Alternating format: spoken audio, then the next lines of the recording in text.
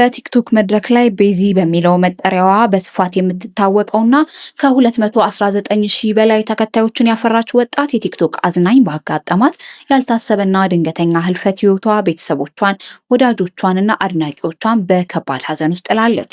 ወጣቷ በተለይ የተለያዩ አዝናኝ ምስሎችን በማጋራትና በቀጥታ ስርጭት ጌሞችን በመጫወት ትታወቅ የነበረ ሲሆን ህይወቷ ባለፈበት ምሽትም የተለመደውን የቲክቶክ ጌም ስትጫወት ቆይታ ትንሽ ደከመኝ እረፍት ላድርግ በማለት እንደተኛች በዚያው ሳትነቃ ቀርታለች።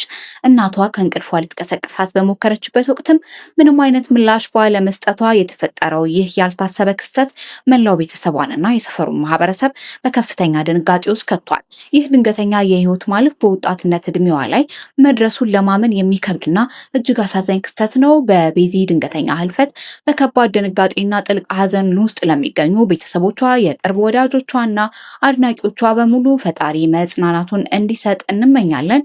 ከድንገተኛ ሀዘን ይሰውር።